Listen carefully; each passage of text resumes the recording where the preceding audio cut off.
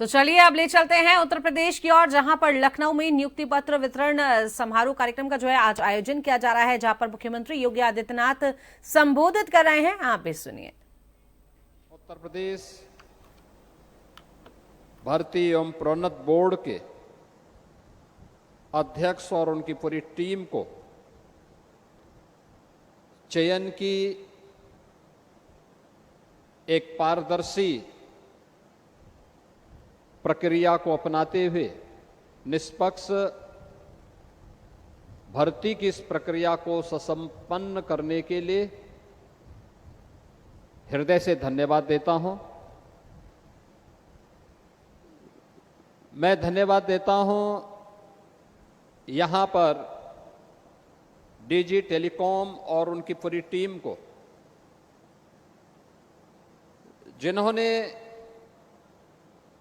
भर्ती प्रक्रिया की निष्पक्षता और पारदर्शिता को इस नियुक्ति पत्र के माध्यम से यहां पर प्रस्तुत करने का एक प्रयास आगे बढ़ाया है। और उत्तर प्रदेश पुलिस बल के महानिदेशक श्री राजीव कृष्ण जी और उनकी पूरी टीम को, जिन्होंने इसको ऑर्गेनाइज करने और इस कार्यक्रम को अन्य सभी भर्ती प्रक्रियाओं से जुड़े हुए आयोग और बोर्ड के लिए भी एक प्रेरणा का केंद्र बनाया है। मैं बधाई देता हूं आप सभी नवनियुक्त टेलीकॉम पुलिस के कार्मिकों को, जिन्हें आज यहां पे नियुक्ति पत्र वितरण का कार्यक्रम अभी संपन्न हुआ है। आपको और आपके अभिभावकों को, परिवार के सभी सदस्यों को मेरी हृदय से बधाई है, मेरी मंगलमय शुभकामनाएं हैं।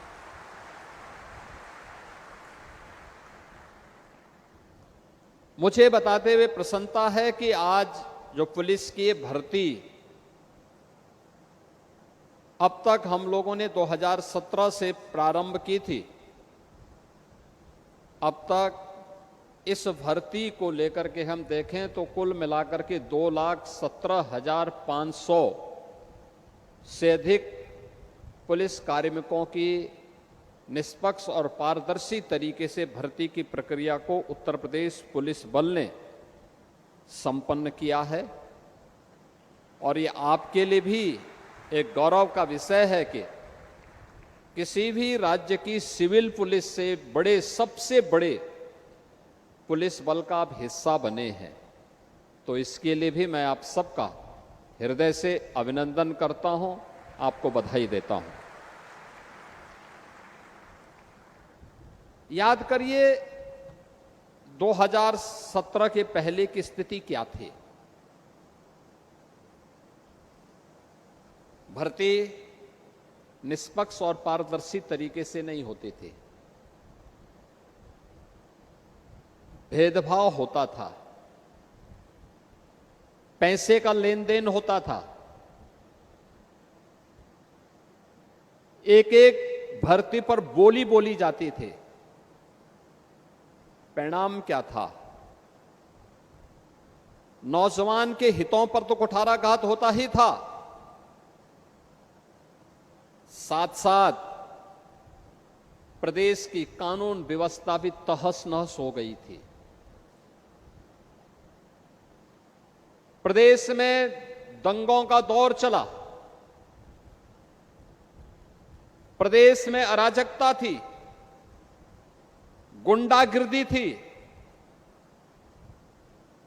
न बेटी सुरक्षित थी, न व्यापारी सुरक्षित था। कोई व्यक्ति घर के बाहर जाता था तो सायंकाल होते होते परिवार के लोग चिंतित होने लगते थे कि वह कब घर सुरक्षित पहुंचेगा। प्रदेश में निवेश नहीं होता था तो विकास पूरी तरह अवरुद्ध हो गया था। नौजवान प्लान कर रहा था। प्रदेश के अंदर अराजकता, दंगों के उस दौर में लगातार आतंकी घटनाओं ने भी अंजाम देना प्रारंभ किया। अनेक घटनाएं प्रारंभ हुई। अयोध्या में से राम जन्मभूमि पर आतंकी हमला हो, काशी में संकट मोचन मंदिर, काशी की कचहरी, अयोध्या की कचहरी हो या लखनऊ की कचहरी, विस्फोट लगातार होते थे। सीआरपीएफ कैंप रामपुर पर आतंकी हमला, ये उसी दौर की बात है जब निष्पक्ष भर्ती की प्रक्रिया को पिछली सरकारों ने अपनी राजनीतिक स्वार्थों के लिए बाधित किया था। परिणाम था उत्तर प्रदेश का नौजवान पलायन करने के लिए मजबूर हुआ था, हताशा और निराशा में जीने के लिए मजबूर हुआ था। भाई भतीजेवाद और परिवारवाद के बोलबाले ने न्यायालय को भर्ती की प्रक्रिया में हस्तक्षेप करने का अवसर दिया था और प्रदेश के नौजवानों के सामने पहचान का संकट आ खड़ा हुआ था। एक पहचान का संकट, पूरा बदनामी एक परिवार और एक पार्टी करती थी, गलत काम एक परिवार और एक पार्टी करती थी, खामियाजा उस समय की 20 करोड़ की आबादी को भुगतना पड़ता था जब उसके सामने पहचान का संकट खड़ा होता था। और इसी अराजकता, गुंडागिर्दी, लंबे कर्फ्यू के दौर से गुजर रहे उत्तर प्रदेश में प्रधानमंत्री मोदी जी के आह्वान पर 2017 में जब हमारी सरकार आती है तो हम लोगों ने भर्ती की इस प्रक्रिया को ईमानदारी पूर्वक करने के लिए इस बोर्ड की सुदृढ़ीकरण के कार्यक्रम को आगे बढ़ाया और तय किया कि भर्ती की प्रक्रिया पूरी ईमानदारी के साथ होनी चाहिए। अगर कहीं भी किसी नौजवान के भविष्य के साथ किसी भर्ती बोर्ड और आयोग ने भेदभाव किया तो उनकी जवाबदेही तय होगी। किसी ने भर्ती की प्रक्रिया में सेंधमारी की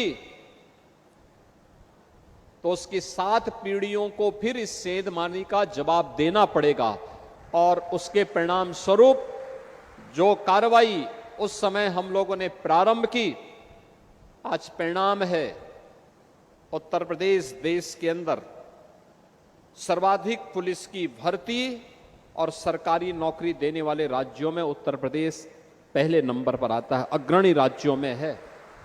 8.5 लाख सरकारी भर्ती हमने अब तक संपन्न की है। परसेप्शन बदला तो निवेश भी आया, सुरक्षा का बेहतर माहौल बना तो निवेश भी आया। निवेश के माध्यम से भी लगभग 2 करोड़ युवाओं को ले अपने जनपद में रोजगार की नई संभावना बनी। शासन की कार्रवाई कार्यक्रम अनवरत आगे बढ़े तो आउटसोर्सिंग से भी भर्ती की प्रक्रिया को एक नई दिशा वहां पर प्राप्त हुई। लगातार जो प्रयास प्रारंभ हुए, आज उत्तर प्रदेश देश के अंदर सबसे तेज उभरती हुई अर्थव्यवस्था के रूप में अपने आप को स्थापित किया है। लेकिन इसके लिए सरकार को कड़े कदम उठाने पड़े थे, मजबूती के साथ आगे बढ़ना पड़ा था। भ्रष्टाचार और भ्रष्टाचारियों के प्रति जीरो टॉलरेंस की नीति को अपनाना पड़ा था। भर्ती की प्रक्रिया से लेकर के ट्रेनिंग की प्रक्रिया को तेजी के साथ आगे बढ़ाने के कार्यक्रम को आगे बढ़ाया था। और आज मैं कह सकता हूं कि अकेले उत्तर प्रदेश पुलिस बल देश के अंदर एकमात्र पुलिस बल हो सकता है, सिविल पुलिस का ऐसा बल हो सकता है जिसने 2,17,500 से अधिक कार्मिकों की भर्ती की प्रक्रिया को निष्पक्ष संपन्न कराने में सफलता प्राप्त की है। यानी पिछले 8 वर्ष के अंदर जितनी हमने भर्ती की है, बहुत सारे राज्यों में तो उसका 1/4 भी पूरा पुलिस बल नहीं है, जितना हमने मात्र 8 वर्ष में ही संपन्न कर दिया है। और अभी तो उत्तर प्रदेश पुलिस बल में 30,000 और पुलिस भर्ती की प्रक्रिया के कार्यक्रम को आगे बढ़ाने के लिए युद्ध स्तर पर कार्रवाई आगे बढ़ी प्रारंभ हुई है। यानी बिना रुके, बिना डिगे, बिना थके, बिना झुके निष्पक्ष और पारदर्शी भर्ती की प्रक्रिया होगी। हमने ट्रेनिंग की क्षमता को बढ़ाया है। मुझे याद है जब हम लोगों ने पहली भर्ती की थी 2017-18 में, भर्ती की प्रक्रिया के लिए उस समय हमारे पास ट्रेनिंग की क्षमता नहीं थी। ट्रेनिंग के लिए हम लोगों ने उस समय आर्मी, पैरामिलिट्री, अन्य राज्यों के ट्रेनिंग केंद्र लिए थे।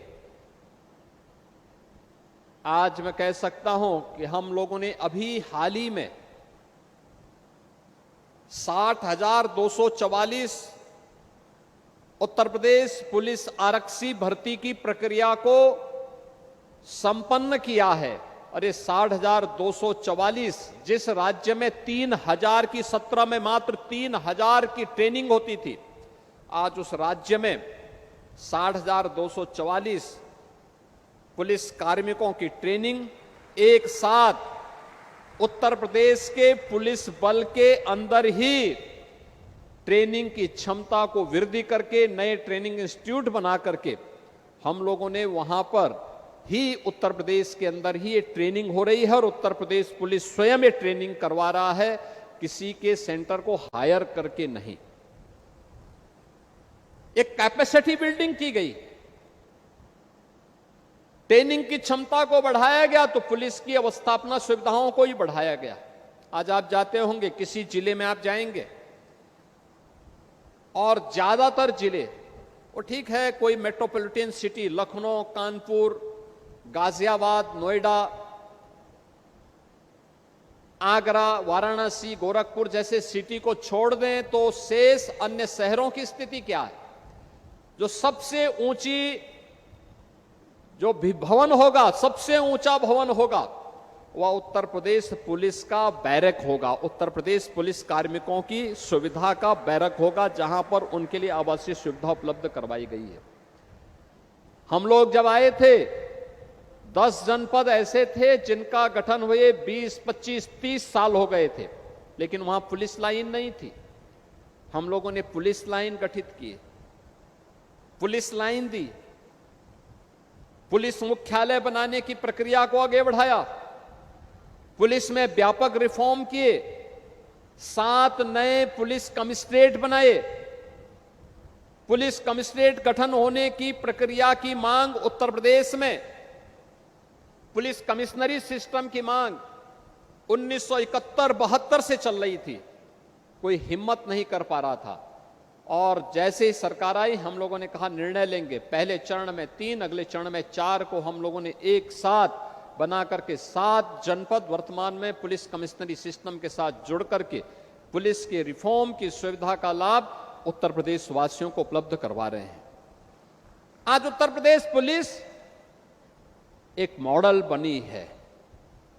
अपराध को कैसे नियंत्रित किया जाता है, दंगा मुक्त राज्य कैसे हो सकता है, अराजकता मुक्त राज्य कैसे हो सकता है, गुंडागिर्दी से मुक्त राज्य कैसे कराया जा सकता है।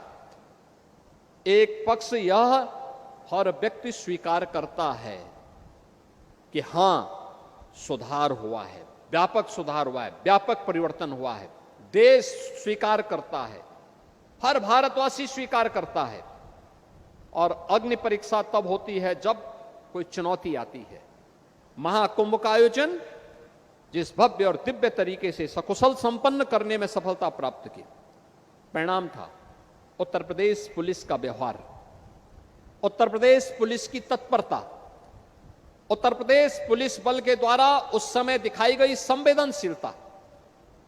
अगर यह आयोजन महाकुंभ के अवसर पर इस प्रकार की संवेदनशीलता, उस प्रकार की तत्परता, उस प्रकार का एक व्यावहारिक दायित्व हम सबको निर्वहन करने के लिए हम लोग स्वतःस्फूर्त भाव के साथ उसके साथ जुड़ते हैं, तो दैनिक जीवन में अपने जनपदीय स्तर पर, अपने उत्तरदायित्वों का निर्वहन करने में फिर कहां पे चूक होती है कि कभी कभी किसी कॉमन मैन को उंगली उठानी पड़ती है हमारे व्यवहार पर।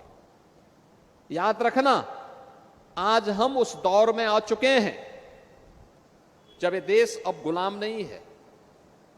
अब यह देश एक स्वतंत्र देश है। आजादी के अमृत काल में एक विकसित भारत की परिकल्पना के साथ दुनिया की तीसरी बड़ी अर्थव्यवस्था बनने की ओर अग्रसर होने वाला भारत है। हर नागरिक को स्वतंत्रता का इस एहसास को कराना होगा और उसके लिए पुलिस बल को उतना ही संवेदनशील आम नागरिक के प्रति होना होगा। तो अपराध और अपराधियों को संरक्षण देने वाले तत्वों के प्रति उतना ही सख्त भी होना होगा। दूसरा, महिलाओं की भागीदारी हो। आधी आबादी को वंचित करके हम विकास के किसी अच्छे मॉडल को प्रस्तुत नहीं कर सकते। मुझे प्रसन्नता है कि जो हम लोगों ने पहली बार तय किया था कि उत्तर प्रदेश पुलिस बल में कम से कम 20% बालिकाएं आए, और जब मैं देख रहा था कि 1494 टेलीकॉम पुलिस की भर्ती में 20% के इस लक्ष्य को प्राप्त किया है, लगभग 300 बालिकाओं का चयन भी इसमें संपन्न हुआ है और वे सफलतापूर्वक अपने कार्यक्रमों को आगे बढ़ा देंगे। यानी ये जो 20% का जो रेशियो है, अभी तो इसको हमने मेंटेन किया है, लेकिन आने वाले समय में मुझे लगता है कि हमें इस संख्या थोड़ा बढ़ानी और पड़ सकती है, जिससे इसको हम और आगे बढ़ाएंगे। दूसरा, देश की सुरक्षा के लिए जो समर्पित भाव के साथ कार्य कर रहे हैं, आपने देखा होगा हमारी सरकार ने तय किया अग्निवीर, जो देश की सीमाओं की सुरक्षा कर रहे हैं, उन अग्निवीरों को अगले वर्ष से वे कुछ सेवा का हिस्सा रहेंगे, कुछ लोग वापस आएंगे। उत्तर प्रदेश पुलिस ने पहले से तय कर रखा है 20% उन्हें हॉरिजॉन्टल रिजर्वेशन की व्यवस्था हम उत्तर प्रदेश पुलिस बल में देने जा रहे हैं। ये 20% रिजर्वेशन इसलिए क्योंकि ट्रेन्ड मैन पावर हमें प्राप्त होगा और हर एक क्षेत्र में जो जिस क्षेत्र में जाना चाहेगा हम उसको लेंगे, क्योंकि ये युवा ऊर्जा है, जिस युवा ऊर्जा के बल पर ही हम एक विकसित भारत की परिकल्पना को और एक समर्थ उत्तर प्रदेश के संकल्प को आगे बढ़ा सकते हैं। और यही प्रधानमंत्री जी का विजन है, यही विजन है हमारा। उत्तर प्रदेश पुलिस बल को लगातार इस दिशा में प्रयास करना है, लगातार प्रयास करना है। पुलिस की चुनौती कभी कम नहीं होती। याद रखना, आज हम कुछ कर रहे हैं तो कल हमारी प्रतिस्पर्धा हमारी ही कार्यों से होनी है। हमने बीते 8 वर्ष में जो कुछ किया है उसको प्रदेश ने, देश ने, दुनिया ने उसको स्वीकारा है, उसको एप्रिशिएट किया है। अब आने वाले समय के लिए हमें इससे भी बेहतर दिशा में आगे बढ़ना है, क्योंकि हर 10 साल के बाद पीढ़ी भी बदल जाती है। उस पीढ़ी का परिवर्तन जब होता है तो उस बदली हुई पीढ़ी के सामने वह नया प्रवेश दिखना चाहिए जिसका वो इंतजार कर रहा है। इसके लिए अपने आप को तैयार करना। याद रखना, टेलीकॉम पुलिस ने कुंभ के दौरान एक बेहतर प्रदर्शन किया था, अच्छा काम किया था। और याद करना, ये किसी भी फोर्स का टेक्नोलॉजी उसका एक पार्ट होता है, इसके बगैर हम कोई कल्पना कर ही नहीं सकते। आज के दिन पर जीवन अधूरा होता है। टेलीकॉम पुलिस कम्युनिकेशन का एक माध्यम है। याद रखना, दुनिया के अंदर कम्युनिकेशन एक सशक्त माध्यम है सूचनाओं का आदान प्रदान करने का, और खासतौर पर तब जब यूपी जैसा राज्य हो, 25 करोड़ की आबादी के राज्य में इस चुनौती का सामना करना हो। उन स्थितियों में आपके सामने टेलीकॉम पुलिस की चुनौतियां किसी से कम नहीं हो सकती। मुझे पूरा विश्वास है कि अगले 6 महीने आपके ट्रेनिंग के होंगे। ट्रेनिंग के इस दौरान बेहतर ट्रेनिंग लेना, अपनी ट्रेनिंग के अंदर टेलीकॉम पुलिस से जुड़ी हुई उन चुनौतियों को समझना, कैसे आप पुलिस के सामान्य कम्युनिकेशन को बेहतर से बेहतर देकर के ससमय उन्हें सूचनाएं उपलब्ध करवाने का काम कर रहे हैं। इस दिशा में आपका प्रयास जितना तत्परता के साथ और जितनी ईमानदारी और सक्रियता के साथ हो पाएगा, उतना ही बेहतर प्रदर्शन उत्तर प्रदेश पुलिस का देखने को मिलेगा। समय के अनुरूप हमें अपने आप को आगे बढ़ाना पड़ेगा। जो यहां पे डीजीपी साहब ने कहा है कि अब तक हम 63 जनपद हमारे ऐसे हैं जहां पे हमने पुलिस के दूरसंचार पुलिस के डिजिटाइजेशन की कार्रवाई को अब तक संपन्न किया है। और मेरा यह मानना है कि हम बहुत शीघ्र 75 के 75 जनपदों में इस कार्यक्रम को सफलतापूर्वक आगे बढ़ा करके उत्तर प्रदेश पुलिस को अब उसके आधुनिकीकरण के दिशा में आगे के जो प्रयास होने हैं, उस प्रयास की कड़ी को और तत्परता के साथ आगे बढ़ाने में हम सफल होंगे। आज के इस अवसर पर मैं एक बार फिर से जिन कार्मिकों को यहां पर आज एक नियुक्ति पत्र प्राप्त हो रहा है, उन्हें इस बात को ध्यान रखना होगा, वे पूरी दृढ़ता के साथ इस बात को स्वीकार करेंगे कि उनका एप्लीकेशन लेने से लेकर के और आज नियुक्ति पत्र प्राप्त होने तक किसी भी स्तर पर उन्हें सिफारिश कराने या किसी भी प्रकार के लेन देन की आवश्यकता नहीं पड़ी। अगर सरकार ने प्रतिबद्धता पूर्वक आपको एक निष्पक्ष और पारदर्शी भर्ती प्रक्रिया के साथ जोड़ करके आपके सुनहरे भविष्य के सपने को साकार करके आपके अभिभावक को भी और आपको भी एक नए भविष्य की ओर अग्रसर किया है, तो सरकार की भी यही मंशा है कि आप भी इसी प्रकार की तत्परता के साथ, संवेदनशीलता के साथ अपने व्यवहारिक कर्तव्यों का निर्वहन करते हुए उत्तर प्रदेश को एक समर्थ प्रदेश बनाने में, विकसित भारत की परिकल्पना को साकार करने में उत्तर प्रदेश पुलिस बल का हिस्सा बनकर के अपनी कर्तव्यों का ईमानदारी पूर्वक निर्वहन करने में सफल होंगे। आज के इस अवसर पर एक बार फिर से मैं आप सबको, आपके अभिभावकों को इस चयन के लिए हृदय से बधाई देता हूं। उत्तर प्रदेश पुलिस भर्ती और प्रोन्नत बोर्ड के सभी अधिकारियों को हृदय से धन्यवाद देता हूं और विश्वास करता हूं कि ट्रेनिंग के दौरान आपका आचरण एक अनुशासित, कर्तव्यनिष्ठ और व्यवहारिक रूप से दक्ष पुलिस कार्मिक के रूप में देखते हुए बने। यह हम सब ट्रेनिंग के दौरान भी और ट्रेनिंग के उपरांत भी करके दिखाएंगे। आप सबके प्रति मेरी मंगल में शुभकामनाएं। धन्यवाद। जय हिंद। बहुत बहुत धन्यवाद माननीय, आपके प्रेरणादायी और बहुमूल्य मार्गदर्शन के लिए। निश्चित रूप से आपका मार्गदर्शन इन सभी के